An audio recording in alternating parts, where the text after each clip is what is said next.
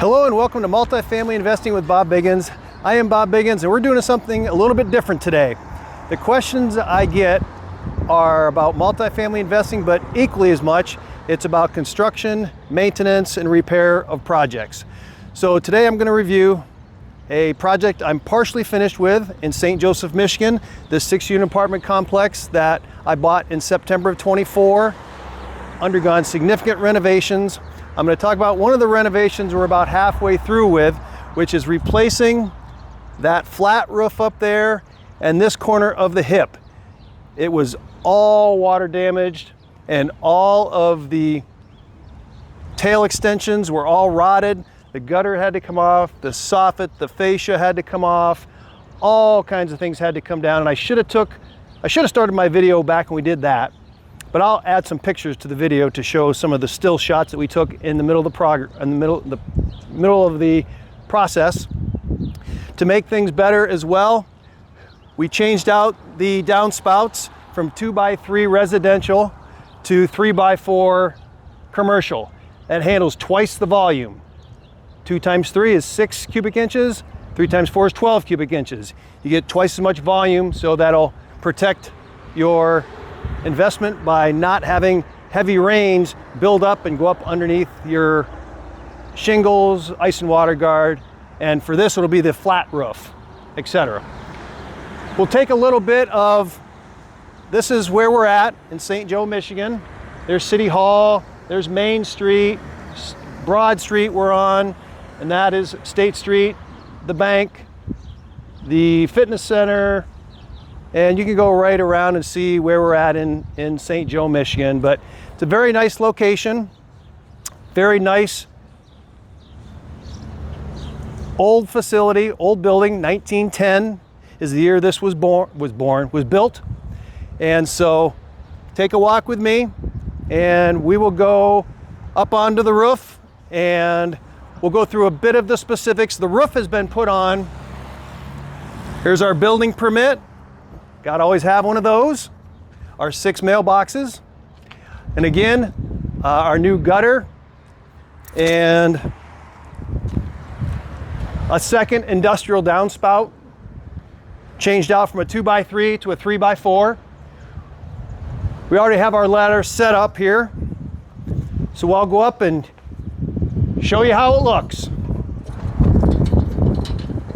Always have your standoffs to protect your drip edge.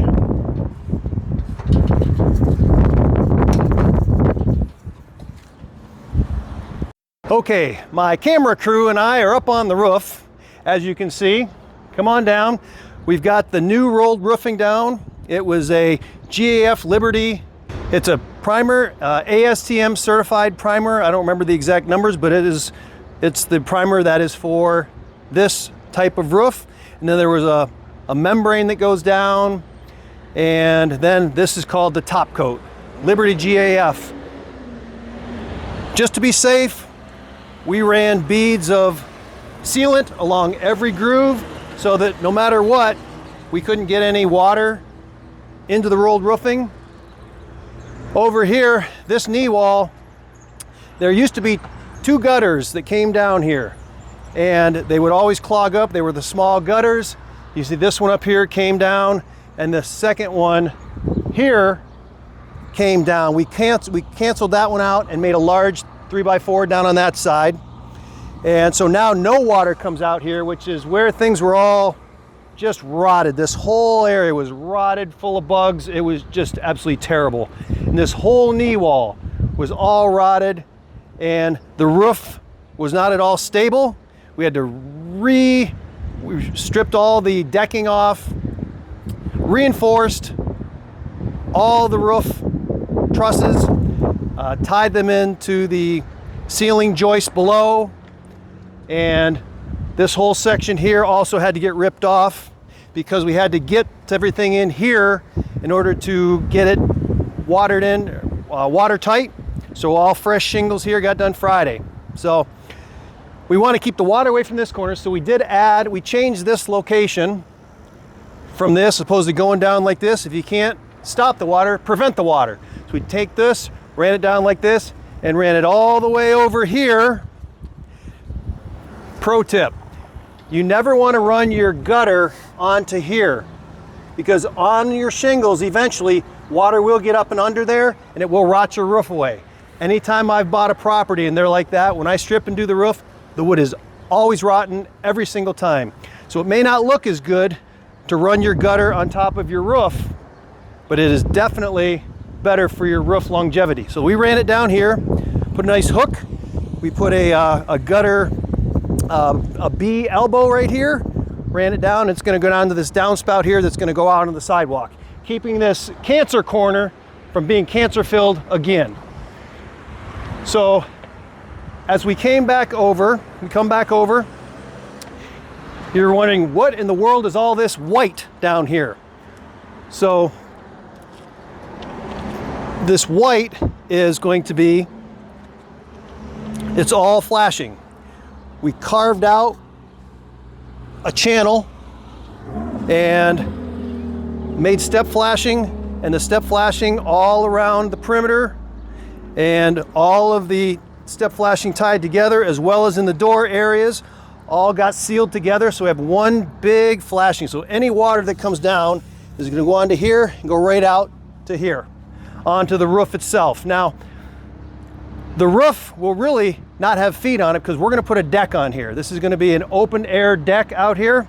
It was previously, but the previous owner just left it like this. So any resident that had chairs that maybe had feet that were off, or it was poking holes in the roof. So that's why we had to redo the whole thing. But we're going to put a deck on top here, a treated wood deck with 2x6s going perpendicular to the building and 5/4 going horizontal to the building. We'll have a nice PVC railing that we're going to run out all the way around the perimeter. This is 2 units. That's unit 4, that's unit 5, and we'll have that split off between here. And all we got to do left yet today is, as you can see, this is all tuck pointed in. Come on over here, and we've got a channel. This is what you take a grinder wheel and you grind out the mortar. See right there, we grind that out. And here's the actual lip right here. That lip will go into the channel, and we're going to fill that with mortar. That's called step flashing if you haven't done it before. So we're going to run the step flashing here and there, and then we're going to do one final bout of step flashing underneath the door. The door got all fresh bricked. Step flashing, new treated wood sill. And so any water that comes is going to go right down there. It's going to go right out into the roof, and nobody's going to be walking on the roof because it's going to be a treated deck roof. So I think for now that's it. As we continue to progress, I will take other videos, and then my camera crew is going to cut them up, put them together, and we'll send it out whenever we get done. You can see things look a little bit different from the end of my last video. We did finish up all the flashing. The roof is done, 100% sealed up. Our flashing is done, which we just had to do this section, and this section previously recorded. And some of you may be wondering, we've got that lip on this flashing that's going into that mortar joint. How does that stay? Come on down, I'll show you. We carved that out with a diamond tool, 4-inch diamond tool, grind that all out, 4 1/4, 4 1/2, I believe, and put that lip inside of that joint, and we put aluminum nails in there. Those aluminum nails will never rust, and it goes back through the brick right into the wood substructure and holds this in tight. At that point, we mortar joint that in, and it becomes absolutely watertight. So any water comes to here, goes down here, all the way out, way far away from the foundation or the wall to roof transition, and goes right out into the field of the roof. Also things we got accomplished was got this all caulked out around the door. We did also get flashing under the door got this all permanently siliconized, caulked under here, extended the flashing way out, because when this got disassembled, we had water sitting right underneath this door, which was probably allowing for seepage to come into the units or down below, which was the reason we did the roofing job in the first place. But you're probably wondering, what are all the boards? Well, we are putting verticals. These are 2x6 verticals, 16 on center. Come on down. And we're running these on the roof. We're not attaching them to the roof. We're not cutting any holes in the roof. We're not putting any screws in the roof. We're bringing these down, and they're going right along here. 16 on center, all the way to the end. And this door is the same as the other door. All sealed up, sealed tight, tight, tight, tight. Everything flashed way out. And so if we come around here, you can see our 6s. These are 12 footers going out about 11 and a half feet. We'll cut the tails off at the end, and at which point then we'll put deck boards on here. These are the deck boards, 5/4. These are just temporarily holding these in place while we get everything square up on the roof, because it's not attached to anything. The only thing that's going to be attached to the roof is going to be 3 sections of hand railing that will be permanently attached to the building. But these aren't going anywhere. These are just with the boards and one board on each side, they're very stable. So when we have a whole sea of deck boards on here, nothing's going to go anywhere. And we'll show you that video in progress. But here's our first deck board here. 5/4 board, which is 5/4 is 1 inch thick exactly, compared to 1x, which is 3/4 inches thick exactly. Here's more boards getting brought up here. And today we will start decking, putting the deck boards on the deck, and that should bring us close to our conclusion. And after that, it would be hand railing. So we'll see you when we're further along. Thank you. Here's our Broad Street deck. 6 courses got laid out today. Not a bad day, I won't complain. Hopefully done within the next 2 or 3 days. Hello and welcome back to Multifamily Investing with Bob Biggins. I'm Bob Biggins, and I am about 60 or 70% done with my deck now on my flat roof. Better picture there, that's a little better. You can see with this about 43 foot long, 12 foot across. Those are 2x6 12 footers there. You probably see the wing coming off there. That is going to be where a hand railing 4x4 is going to sit, so we want to have some extra support there. We've mortared everything up, got everything in real tight along the building. We've had several hard rains, haven't had a single drop, thank the Lord, inside of the building. So I think we've got everything sealed up pretty good. Now it's coming to really just decorative time of putting this deck up here. Really, really sturdy.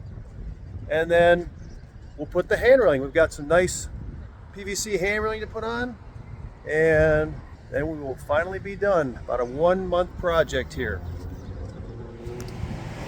We're finally to the point of the whole deck is installed. The tails are cut off.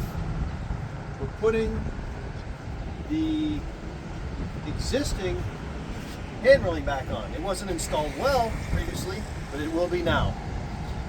We're doing a little bit different. We're tying in these 4x4 holders, steel, into the 5/4 with 2 1/4 inch bolts, lag bolts, 3/8 inch, and underneath there in the center there's a 1/2 inch lag bolt. We put 2x underneath flat, and so it's going through 2 layers.